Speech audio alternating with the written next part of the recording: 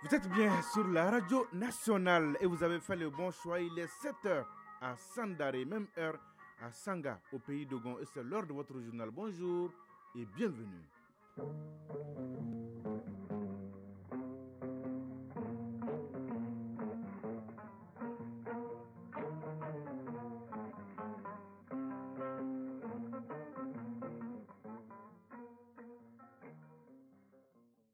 Le journal Sidiki Dambélé. L'actualité, première édition d'ici mardi 23 janvier 2024. Tout d'abord, la couleur du temps sur Bamako et environ 19 degrés ce matin, ciel nuageux dans l'ensemble, humidité 8%, du vent 19 km à l'heure et la maximale attendue est de 35 degrés. Mesdames et messieurs, à la une de cette édition, l'ouverture hier à Bamako de la 76e session du Conseil des ministres de l'OMVS, l'Organisation pour la mise en valeur du fleuve Sénégal. Au menu de la session, les points d'exécution des projets communs aux 4 pays, la Guinée, le Sénégal, la Mauritanie et le Mali. D'importantes décisions sont attendues, nous dit Mamadi Konish. À la une également, les gestes de cœur de la Fondation Orange Mali au ministère de la Santé, 2000 kits de césarienne, 20 motos ambulances pour un coût total d'environ 170 millions de francs CFA, un ouf de soulagement et un grand pas dans la couverture sanitaire globale du pays. À suivre l'actualité internationale avec Batraoré en direct avec moi dans ces studios. Bonjour Batraoré. Bonjour Sylvie Dambélé. De quoi va-t-on parler ce matin? Dans l'actualité internationale de ce matin, on retient la colère des opposants sénégalais exclus des listes pour la présidentielle. Au Bénin, le président Patrice Talon rencontre les groupes parlementaires pour des discussions sur le calendrier électoral. En Bolivie, des manifestants dans les rues de la capitale, ils protestent contre le report des élections judiciaires. Les détails dans un petit instant, Sylvie Dambélé. Tout à l'heure donc pour le développement. Et enfin, le journal de la Cannes aux environs de 7h15 avec Isaac Chinou. Voilà pour le sommaire. Une fois de plus, bonjour et bienvenue. Direction Koulouba avec le carnet d'audience du président de la transition, le colonel Assimi Goïta. Il a reçu hier 3 nouveaux ambassadeurs qui s'apprêtent à rejoindre leur poste. Il s'agit des ambassadeurs du Mali en République fédérale d'Allemagne, en Éthiopie et au Royaume du Maroc. Avant leur départ donc, comme il est de coutume, ces diplomates sont venus recueillir les orientations et les conseils du président Goïta afin de mener à bien leur nouvelle mission. Le reportage de Mamadou Fanish. Après leur nomination au poste d'ambassadeur du Mali en République fédérale d'Allemagne, en Éthiopie et au Royaume du Maroc, les 3 nouveaux ambassadeurs ont été reçus en audience par le président de la transition, le colonel Assimi Goïta. Premier à être reçu, c'est l'ambassadeur du Mali en Allemagne avec résidence à Berlin. Avec le président de la transition, il a été question de la redynamisation de la coopération entre l'Allemagne et notre pays. Cheikh Mohamedou Chérif Keïta, ambassadeur du Mali en République fédérale d'Allemagne. Trouver les voies et moyens pour rehausser le niveau de coopération existant si heureusement entre l'Allemagne et le Mali. Il ne saurait en être autrement quand on sait que notre état d'accueil a été la première nation à reconnaître notre souveraineté. Et pour la petite histoire, le chargé d'affaires allemand est arrivé à Bamako 6 jours avant la proclamation de notre indépendance, comme pour dire qu'au-delà de la raison, entre l'Allemagne et le Mali, c'est une histoire de cœur. Nous allons nous atteler à essayer de dégager les voies et moyens pour rehausser justement le niveau de coopération qui existe entre l'Allemagne et le Mali dans le cadre justement d'une diplomatie de renouveau. Avec 6 juridictions à sa charge, l'Éthiopie, la Somalie, le Djibouti, le Kenya, l'Ouganda, la Tanzanie, mais aussi l'Union africaine et d'autres organisations internationales, le nouvel ambassadeur du Mali en Éthiopie, avec résidence à Addis Abeba, aura la lourde responsabilité de renforcer la coopération entre ces pays et le Mali. Madou Diallo, ambassadeur du Mali en Éthiopie. Dans un premier temps, il s'agit de diplomatie, de coopération sur le plan bilatéral, mais aussi la juridiction d'Addis Abeba, c'est aussi le multilatéral. Parce que l'ambassade couvre 4 organisations internationales, notamment l'Union africaine, la Commission des Nations Unies pour l'Afrique, mais aussi à partir de Nairobi, le programme des Nations Unies pour l'environnement et ONU Habitat, au renforcement de la coopération non seulement avec ces pays, mais avec ces organisations internationales. Pour ce qui est du cas particulier de l'Union africaine, même que le pays est actuellement suspendu, mais ce qu'il y a lieu de faire, c'est de s'ouvrir aller vers les autres, aller au contact, défendre et expliquer la position du Mali afin de faire évoluer véritablement les points de vue. Plus de 60 accords de coopération lient notre pays au Royaume du Maroc. Le nouvel ambassadeur du Mali au Maroc avec résidence à Rabat s'attellera à les fructifier. C'est l'assurance qu'il a donnée à sa sortie d'audience avec le président de la transition, Afere Camara, ambassadeur du Mali au Royaume du Maroc. À consolider tous ces acquis, de voir comment on peut diversifier ces partenariats, diversifier davantage ces partenariats. Ces 3 ambassadeurs qui vont rejoindre très prochainement leur poste ont tous promis d'œuvrer à rehausser l'image de notre pays et à défendre les 3 principes qui guident désormais les actions des autorités de la transition. Sur autre plan, ouverture hier après-midi du festival culturel Ogobanya sur le site du cinquantenaire, et c'est la 9e édition avec comme thème cette année la contribution des institutions et mécanismes endogènes dans la refondation de la gouvernance publique au Mali. L'ouverture officielle du festival était placée sous la présidence du Premier ministre, Dr Joël Kokala Maïga. Pour lui, le festival est un véritable trait d'union entre nos communautés et un puissant facteur de paix et de stabilité. Je propose d'écouter un extrait de son intervention au micro de Aloussene Touré. Célébrer la très riche culture du peuple Dogon. Ce peuple d'Afrique occidentale qui a su développer et entretenir une culture authentique, une culture millénaire. Les Dogons constituent un groupe ethnique particulier au Mali. C'est l'un des rares groupes ethniques qui est cousin à tout le monde. Lorsqu'il y a même le désespoir ou l'incompréhension, ils font partie de ceux qui prennent les risques. Les Dogons sont allés jusqu'à Kidal. Ils ont bravé les risques. La faim, la mort, le désert, ils sont allés pour parler. Ce festival doit être un festival de tous les Maliens.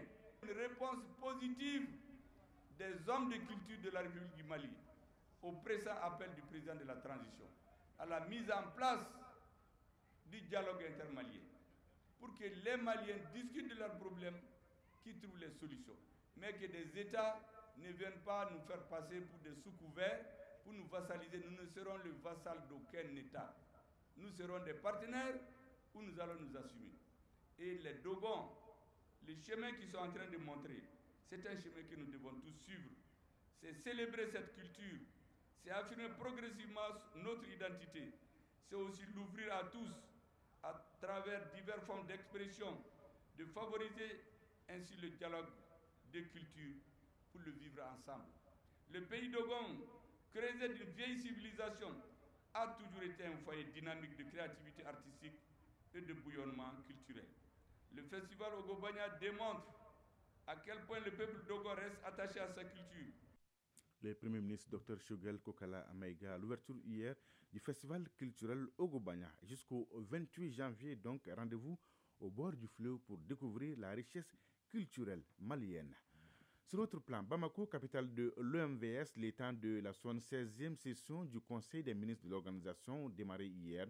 On note la présence des ministres en charge de l'eau et de l'énergie des 4 pays membres de l'OMVS, à savoir la Guinée, la Mauritanie, le Mali et le Sénégal. Au centre des échanges, la vie de l'organisation, les projets communs, mais aussi l'état de mise en œuvre des recommandations faites par les chefs d'État. La session devrait être sanctionnée par des décisions importantes en matière d'énergie et de navigation. Le reportage est signé Mamari Kone. L'année 2023 aura été une année décisive dans la vie de l'Organisation pour la mise en valeur du fleuve Sénégal, le OMVS. Les 2 sommets des chefs d'État de l'organisation qui s'y sont tenus ont donné des orientations stratégiques salutaires et instauré une dynamique pour la réalisation des objectifs de développement. Mohamed Abdel Feta, haut-commissaire de l'OMVS. Ainsi, pour donner suite à ces sommets, nous avons pris des mesures concrètes pour la mise en œuvre des orientations données, notamment en initiant les études pour l'intégration de la République de Guinée dans les sociétés du système OMVS, renforçant ainsi la coopération et le partage des ressources. Les termes de référence ont été transmis aux États pour les enrichir et les valider. Une des initiatives phares de nos chefs d'État et de gouvernement a été la Banque du Fleuve, une initiative ambitieuse visant à créer une banque multilatérale de développement pour soutenir efficacement le développement du bassin du fleuve Sénégal. Dans son mot de bienvenue aux différentes délégations, le représentant du gouvernement du Mali a rappelé le cadre d'orientation stratégique que les États membres se sont fixés pour un développement durable, solidaire et participatif du bassin partagé du fleuve Sénégal. Alousseinou Sanou, ministre de l'Économie et des Finances. L'OMVS devrait à ce titre intensifier la mise en œuvre des programmes en cours et ceux planifiés, en particulier accroître la production hydroélectrique pour d'une part créer un environnement favorable à une baisse des coûts de production par la recherche de financements adaptés à la construction de centrales hydroélectriques de seconde génération et d'autre part accélérer la réalisation du projet de navigation. La présidente du conseil d'administration s'y réjouit des nombreuses avancées obtenues en 2023 par l'organisation, surtout en matière d'énergie. Bintou Kamara, ministre de l'énergie et de l'eau, président du conseil des ministres de l'OMVS. Le secteur de l'énergie est sans nul doute celui qui a connu le plus d'avancées en 2023 avec la mise en service de la ligne Kaï-Tambacounda reliée au réseau de l'OMVG, la reprise des travaux de la ligne Manantali-Bamako suite à la levée de la subvention des décaissements par l'AFD et l'approbation du financement partiel de la ligne Kaï-Yelimane Kifa Ayoun par la Banque africaine de développement et d'autres partenaires stratégiques de l'organisation. L'année 2023 a également été marquée par la poursuite des actions de recherche de financement en faveur des projets d'aménagement structurant de Koukountamba en Guinée et de Bourbassi au Mali. Cependant, j'attire votre attention que le Mali traverse aujourd'hui une crise énergétique sans précédent, situation qui mérite un soutien des États de l'OMVS dans le cadre de la solidarité entre nos États, principe gouvernant notre organisation. La présidente du Conseil des ministres qui salue la réalisation d'aménagements hydro-agricoles et d'équipements de transformation de produits agricoles invite toutefois le Conseil à accorder beaucoup d'attention au volet navigation de l'OMVS. Vous en conviendrez avec moi que les piliers manquants de l'exécution de nos missions depuis 1972 est sans nul doute la navigation, la seule activité qui n'a pas encore connu de concrétisation, malgré les différentes études menées de cette date à nos jours et les engagements des partenaires à de multiples reprises. Aussi, la stratégie de navigation rapide proposée par la SOGENAV tarde à démarrer en raison des lenteurs dans la mobilisation des quotes-parts de financement par nos États. C'est pourquoi il me semble opportun d'approfondir la réflexion sur cette stratégie avec des options d'accès rapide à la mer basées sur des financements soutenables par nos pays et aussi d'examiner les approches y afférentes. Sont attendues de cette session des décisions importantes en matière d'énergie et de navigation. L'Organisation pour la mise en valeur du fleuve Sénégal est un outil fondamental d'intégration entre la Guinée, la Mauritanie, le Mali et le Sénégal.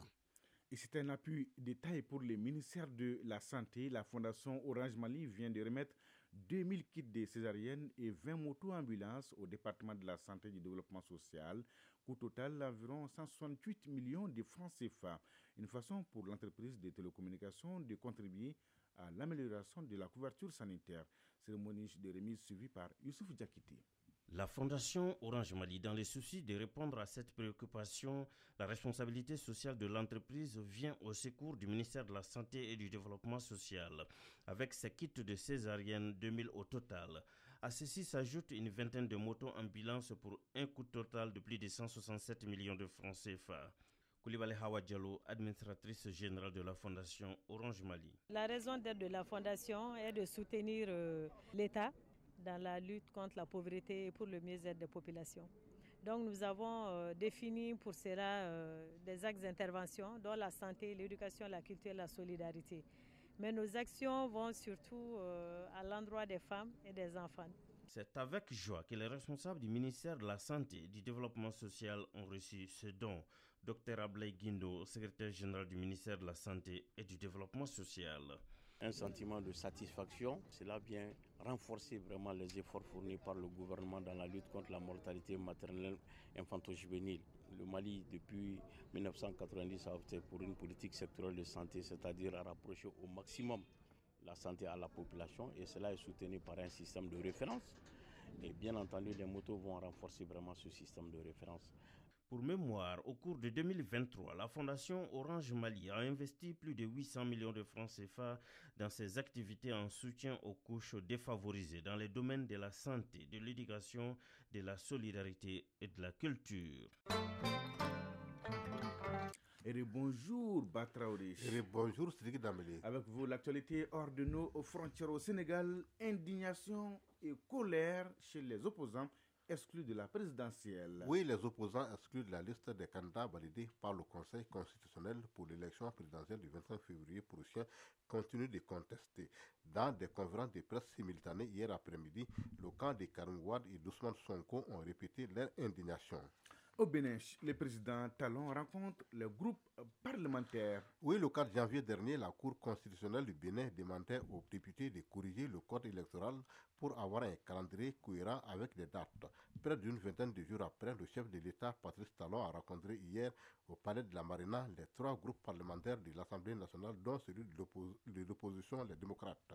Une démarche de concertation d'écoute sur la position de chaque groupe sur le sujet. Batraoudi, direction Madagascar pour parler de cette polémique sur l'accaparement des terres dans le sud-ouest du pays. À Madagascar, c'est une nouvelle affaire d'accaparement des terres qui agite les associations de protection des petits agriculteurs. Dans le sud-ouest, quelques 2000 familles paysannes n'auraient plus accès à leurs parcelles de culture valorisées de génération en génération. Selon les associations, à la place d'un recensement, ces terres auraient été allouées à d'autres personnes étrangères aux communautés d'origine. 3 agriculteurs ont été incarcérés fin décembre après avoir voulu dénoncer ces agissements. En Allemagne, le parti l'AfD veut un référendum sur la sortie de l'Union européenne. S'inspirant du Brexit, le parti allemand d'extrême droite AfD Alternative pour l'Allemagne envisage d'organiser un référendum sur une sortie de l'Allemagne de l'Union européenne. C'est en tout cas ce qu'a précisé dans une interview hier au Financial Times la co-dirigeante du parti Alice Weidel. Des propos qui donnent le ton avant les prochaines élections législatives de 2025 où l'AfD y présentera pour la première fois un ou une candidate à la chancellerie. En Bolivie, des manifestants bloquent les routes suite au report des élections judiciaires. Depuis hier, un blocage national des routes est en cours. La raison, le report des élections judiciaires depuis plusieurs mois qui a conduit les magistrats à s'auto-prolonger pour une durée indéterminée.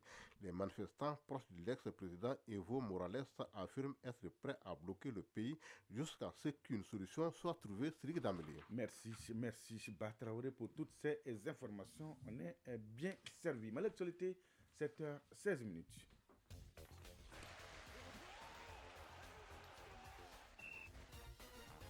On va retrouver Isaac très bientôt pour les journaux de la CAN. Juste le temps de boucler cette édition à 7h passé de 16 minutes, donc 17 minutes qu'on a. C'est donc tout pour ce journal. Merci, grand merci à Batraoré et à Idrissa Dambélé qui m'ont aidé à la réalisation.